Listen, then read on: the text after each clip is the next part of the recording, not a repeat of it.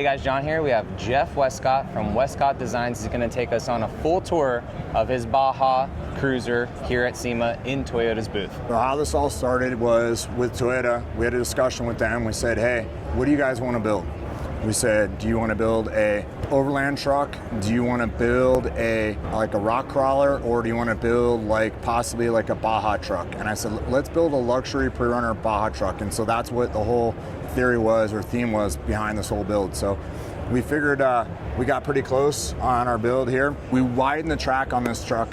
We widened it 4 inches on each side, so a total of 8 inches on this truck. And you can see really from where we widened it is from this line here on the hood all the way out to the outside of the fender here. Absolutely crazy, because you said that the other day, and I had no idea that you touched the hood. I know that you touched the fenders both here and in the back, but I had no idea that you did the hood and so too. This, we wanted to keep the factory body line in there so it ties into the doors from front to back. One of the things we did add is we added in this line so that it gave a little more depth on the fender, and so you could see how the fenders were. And then we tried to tuck the fenders back in right at the door to give it that really wide, big, broad shoulder look on that. And then we tried to keep all the factory body lines up here through the headlight and stuff like that. And we wanted all the factory molding to be able to fit from the headlight back into the front here as well. So this is your guys' first edition Land Cruiser that my channel has seen a couple times already. They saw it at a couple expos and also at your shop. So we had Expo West, Flagstaff. We also had it up there in Oregon, Bend, Oregon for the other expo. It was the Moab Cruiser. This was the Moab Cruiser. Right. So this was the truck that was the satin black with the all bronze wheels and bronze roof rack and the 10 light setup and the ladder and all that stuff. So we wanted to take the same truck and here completely transform this. We actually built this truck. We were limited on time because of the other builds that we did with this truck, but we did this in 90 days. We built the truck from start to finish in 90 days. That's crazy. With our team. And we built everything in our shop, so it was great that we were able to do it in our shop. We actually did all the body work in our shop in the evening, and we did all the metal work and all the fabrication stuff during the day. So we were able to get it all come together at the same time. When we come up to the front here, we wanted to leave some of the factory gloss black paint here up in this. This was that gray plastic finish, so was this. So we painted all that in the satin finish. These here are the factory covers here. We cut them just above where the fog lights were originally. And we wanted to try to do is we extended actually the fender here in the front. We extended it down here another inch or two, and that's so what we could do is keep a nice clean line from the bumper all the way out to the fender flare. And a little bit of a kind of a skid plate down here too. Yep, and we wanted to do is get the angle so it wasn't too severe where the skid plate could actually be functional if it did come up in contact, and then obviously maximize the ground clearance for approach angles and stuff like that in the front of the truck. And if you see, the skid plate actually starts here and it goes all the way back to the rear axle on the truck. Absolutely wild. And we made everything lock in together, and we used all the buttons. We try to tie all the buttons in with this as well. We've got our signature bottle openers that we talk about in a lot of our stuff. Not as many as the Sequoia a couple years ago. No, just we limited it to 2, but we figured after a good race in this truck, you need to crack open a cold one. There you go. So the grill here, we made the grill, and this is kind of the theme, the design, the Easter egg as you want to call it, on the grill. And then we wanted to incorporate the factory camera, which we did that here. And then we machined all these emblems in the front here, and then we machined our name actually here, just to kind of, little things when you zoom in close, you can kind of see, hey, it says Westcott Designs, or hey, is that the company that built the truck? But we used the Rigid 360s at the 6-inch lights here in the front. We used their new laser lights across the top. Those are 6-inch. And then we wanted to go to a little bit larger ditch lights, so we went to the 6-inch lights on our ditch lights as well. And when you did this with this is your guys' ditch lights that you're selling on your site, right? We do. We make a ditch light accessory piece that bolts into your pillar like this. It just bolts in, and you run the wiring through it and run the wiring down through the door. But yeah, so we did that so people can have that. That is a part that we do make. And you can see back here how the back of the light has almost, it's factory on the light, but it's nice because it almost contours to match the mirror here and allow for the room there behind there, because it does get tighter up through there. We wanted to get the roof rack down really nice and tight to the truck, and we wanted it to look like it was super streamlined. It is barely even, there's no gap at all. Yep, we got it fit in there tight.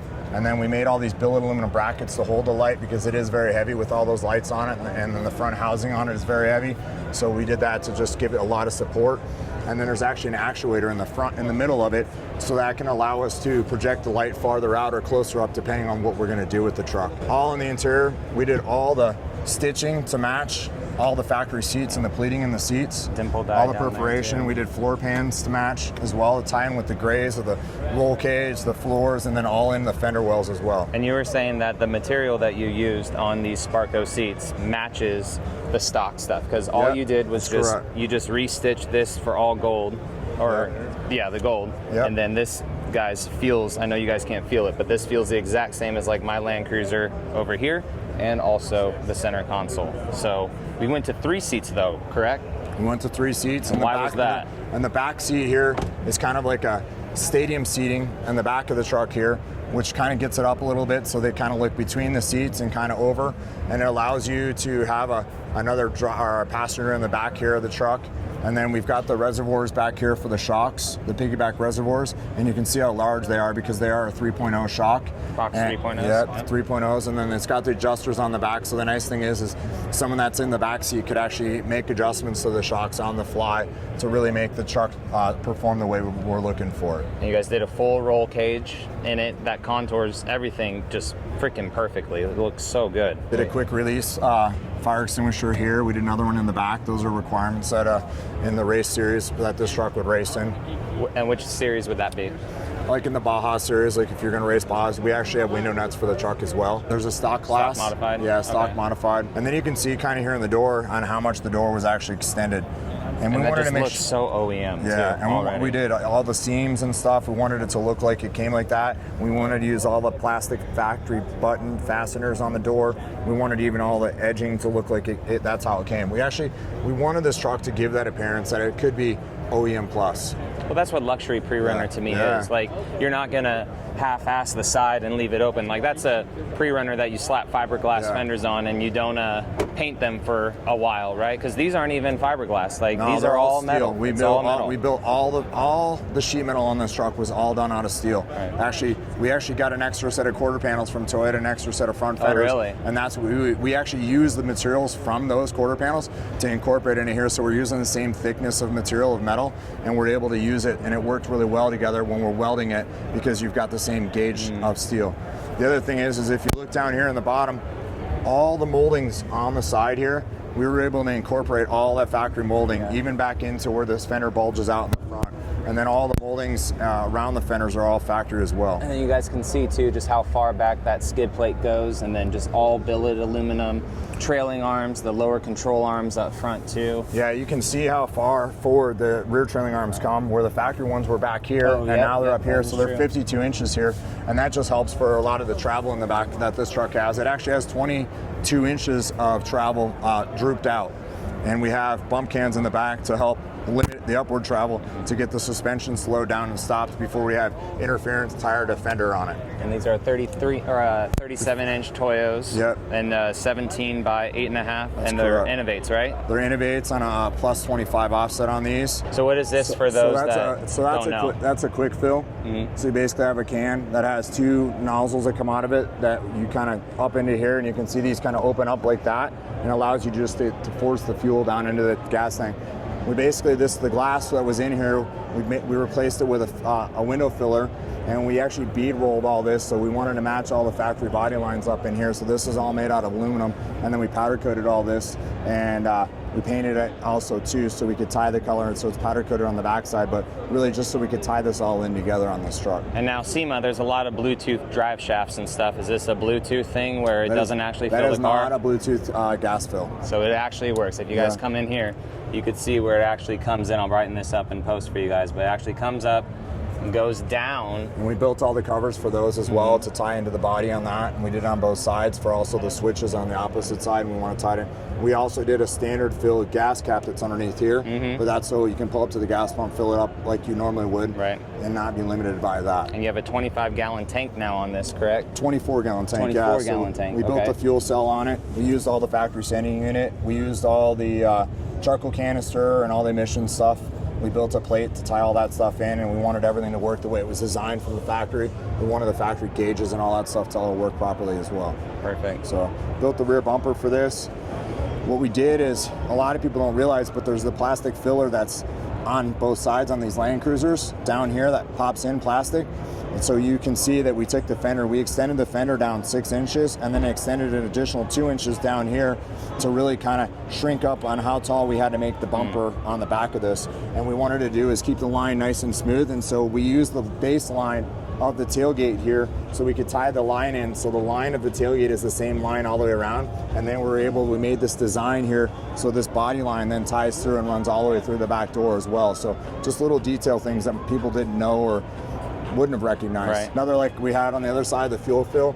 This side we've got the power switch to turn the power on and off, and then we've got also a jump lead here, so if you needed to jump the vehicle, you could jump it right here. Or if you needed external power, you could plug in here and have that power down on the ground for like an air compressor or whatever you're going to use it for, but you have that right there as well. Well, so, with SEMA coming to an end, what is the fate of this vehicle? Is it going to get dirty?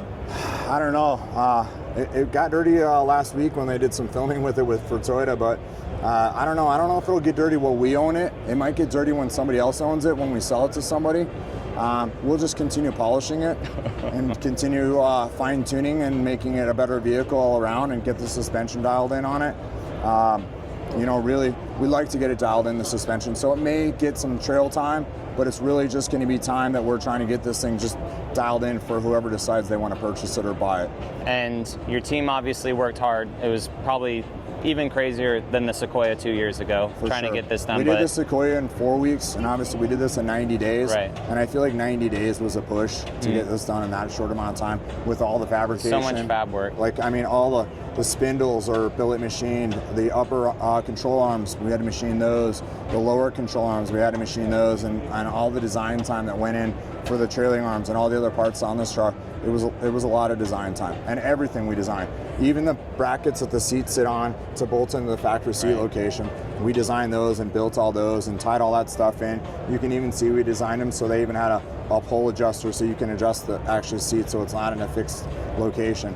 All the seat pans that are inside of the truck, we did all those. Those were all bent and welded and you know, powder coated and stuff, but really to tie in some of the grays. And the grays all came from all the shocks because the shocks are gray, the bodies, and so we wanted to tie that gray in to all that stuff on the truck. What was your favorite thing that you saw from your team to get this done throughout the 90 days of building it?